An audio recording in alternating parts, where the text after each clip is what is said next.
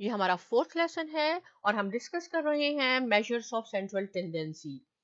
Learning objectives हैं हमारे summarize data. हमने डाटा को समराइज करना है using measures of central tendency such as mean, median, mode, mid range and weighted mean. So इस lesson में हम डिस्कस कर रहे हैं मिड रेंज।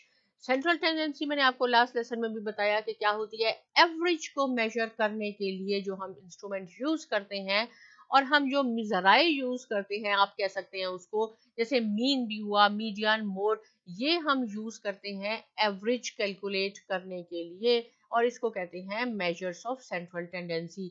आज हम कैलकुलेट करना सीख रहे हैं मिड रेंज, जो कि बहुत इजी है। The arithmetic mean of the largest and the smallest value in the data set. अगर आपके पास एक डाटा सेट है, उसमें आपने देखना है कि सबसे छोटी वैल्यू क्या है और सबसे बड़ी वैल्यू क्या है, उन दोनों को ऐड कर दें, 2 से डिवाइड कर दें, आपके पास मिड रेंज आ जाएगी। Mid range is the average of the lowest and highest value. See हम सीख ही रहे हैं एवरेज कैलकुलेट करना, और जो हम एवरेज कैलकुलेट करते हैं, हम किस किस तरह एवरेज कैलकुलेट करते हैं, उसको मेजर ऑफ सेंट्रल टेंडेंसी कहते हैं।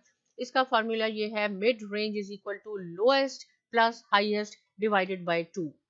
ये मेरे पास एक क्वेश्चन है, इसमें हमने इस डाटा सेट से हमने मिड रेंज कैलकुलेट करनी है। तो हमने देखना है, देखें 12, 34, ये हमारे पास रॉ डाटा है। इसमें देखेंगे सबसे लोएस्ट नंबर क्या है, हमारे पास 10 है।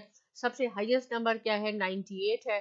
10 plus 98, lowest value plus highest value divided by 2। 2 से हम क्यों डिवाइड करते हैं, क्योंकि ये दो हम नंबर लेते हैं इसलिए। और हमारे पास 54 आ जाएगा, 2 1 टाइम 2 54 टाइम्स। सो 54 जो है मिड रेंज है, मिड वैल्यू आ जाती है, एवरेज आ जाता है इसका।